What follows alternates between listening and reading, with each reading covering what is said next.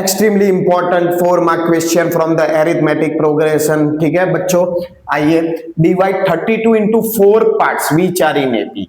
पिछला सम हमने किया था उसमें थ्री नंबर्स एपी में थे। ठीक है, इधर 4 नंबर्स एपी में है, तो 3 नंबर्स एपी में थे तो हमने क्या लिया था, हमने लिया था a माइनस डी, ए और a प्लस डी। ठीक है, 4 नंबर्स अगर एपी में है तो आपको क्या लेना है, a माइनस 3d। ठीक है, a minus D, a plus D and a plus 3d। ठीक है, अगर आप कॉमन डिफरेंस निकालोगे तो कॉमन डिफरेंस क्या आएगा, 2d आएगा। ठीक है, ये 4 नंबर्स अगर एपी में है तो आपको ये याद रखना है। ठीक है, अब ये मिला के टोटल कितना है, 32 है। मतलब a minus 3d plus a minus D plus a plus D plus a plus 3d। ठीक है, ये मिला के कितना है, 32 है।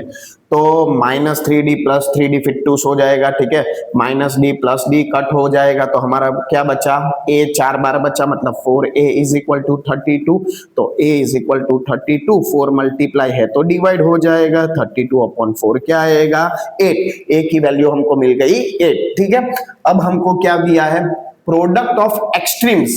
एक्सट्रीम्स मतलब first term and the last term, उसका प्रोडक्ट। तो a minus 3d, a plus 3d। ठीक है, a minus 3d, a plus 3d, product of extremes. Extremes मतलब first term and the last term.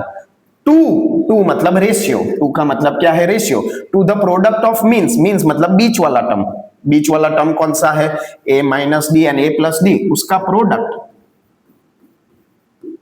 ये रेशियो हमको क्या दिया है, 7:15, मतलब 7/15। ठीक है, now as you can see इधर आइडेंटिटी लगेगी, a minus B, a plus B, a square minus B square. ठीक है, तो a minus 3d, a plus 3d, तो a square minus 3d square. Yes, नीचे भी सेम आइडेंटिटी लगेगी। ठीक है, a square minus b square is equal to 7/15। अब हम क्या करेंगे, a की वैल्यू 8 सब्सटीट्यूट कर देंगे। ठीक है, a की वैल्यू 8।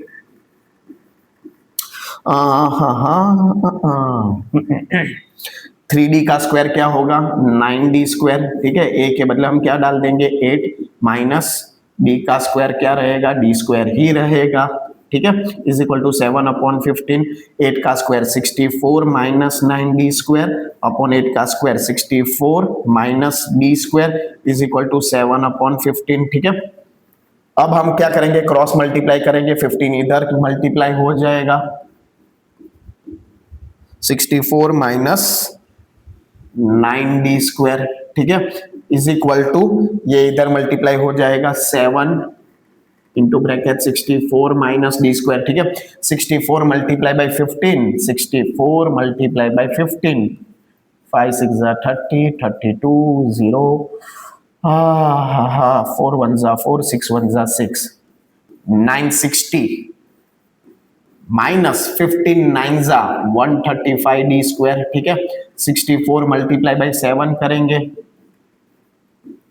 6 7 42, 448। ठीक है, minus 7 into D square, 7 D square. ठीक है, अब हम क्या करेंगे, कांस्टेंट टर्म को एक साथ में ले लेंगे और डी वाले टर्म को एक साथ में ले लेंगे। 960 का 960 प्लस 448 यहाँ आ जाएगा, तो माइनस 448 माइनस 7 डी स्क्वायर का minus 7 D square minus 135 D square यहाँ चले जाएगा, तो क्या हो जाएगा, 135 डी स्क्वायर। ठीक है, 960 में से 448 माइनस करेंगे तो कितना आंसर आएगा, 460 एंड 50, 510 और 512 आंसर आएगा। ठीक है, माइनस प्लस माइनस 135 में से 7 माइनस करेंगे तो आंसर क्या बचेगा, 128 डी स्क्वायर। 512 128 डिवाइड है क्या हो जाएगा, मल्टीप्लाई 128 4 जा, हाँ चेक कर लेते हैं, यस 128 4 जा 512, तो 4 is equal to D square, square हटा देंगे तो इधर स्क्वायर रूट हो जाएगा। लेकिन देयर आर 2 पॉसिबिलिटीज, प्लस और माइनस, मतलब b की एक वैल्यू होगी +2 और d की एक वैल्यू क्या होगी, -2। ठीक है, लेकिन हम सॉल्व एक ही करेंगे,